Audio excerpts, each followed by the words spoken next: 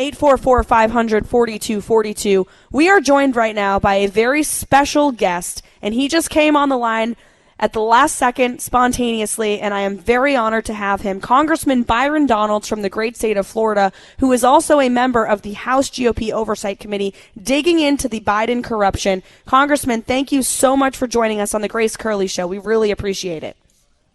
Hey, Karoline, how you doing? It's good to be with you.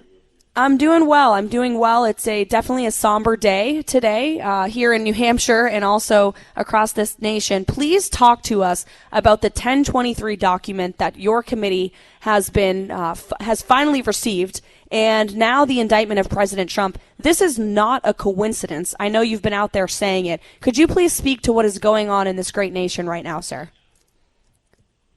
The first thing I'll tell you is that this is Orwellian. It truly is Orwellian. You have a president in Joe Biden and his family that are corrupt. I've read the FBI document, the 1023 document. It's pretty clear to me that the confidential human source was basically saying that Joe Biden took $5 million and that Hunter Biden took $5 million from Burisma in Ukraine so that they can get the prosecutor Chauvin fired, so that they can buy a U.S. company in the United States and raise capital in the United States. And that they called Hunter Biden a dummy several times, and that the only reason that he was in on the deal was because they needed access to Joe Biden. Mm-hmm. We also know from the Durham report that Joe Biden and Barack Obama were briefed on the fact that Hillary Clinton's campaign laundered phony information into the intelligence community so she could find a way to make sure that she could beat Donald Trump.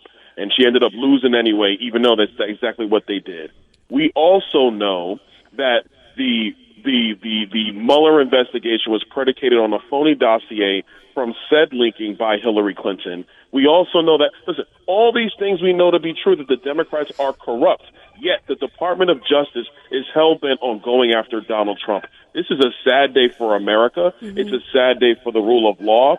And the fact that we can clearly see the flow of money going to Hunter Biden, going to Jim Biden, and the only thing we don't have is the flow of money actually showing up in a bank account by Joe Biden. We haven't gotten there yet.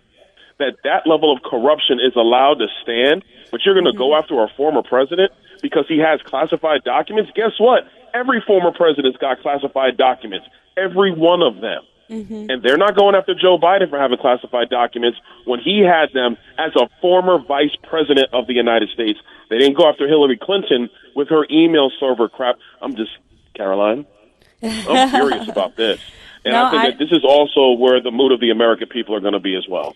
Absolutely, and we share your frustration here. I have a live audience in front of me, and their jaws are dropping at your comments. And you had some of the most powerful comments of anyone when the House GOP Oversight Committee initially announced that you guys were digging into the 20 shell companies. And you looked right at all the fake news reporters, Congressman, and you said, this is Pulitzer Prize stuff that we are giving you. Why are you guys not investigating this and shining a light on it for the American people? How do we get this corrupt media, Congressman, to cover this so the other half of the country wakes up to the corruption of the Bidens and votes for President Trump, whom I know you endorsed in 2024?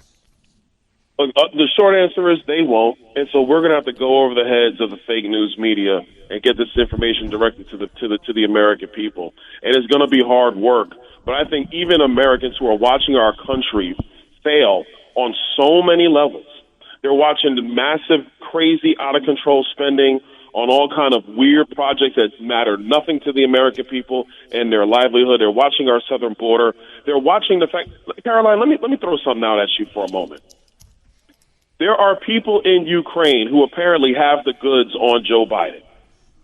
Does anybody here think that it's outside of the realm of possibility that Joe Biden has witnessed the Russian military building up on the Ukrainian border and stood idly by and watched the invasion happen? Because that's what happened.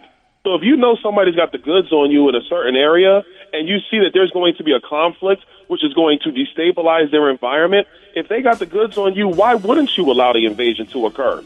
Joe Biden knew about troop buildup on Ukraine. Everybody knew about troop buildup on Ukraine. He just stood there and watched it. And actually, what I always have to remind people of is that Joe Biden told Vladimir Zelensky, hey, we'll send a plane for you. Right. Exactly. Congressman, I hate to cut you off. Live from the Aviva Trattoria studio. 844-500-4242.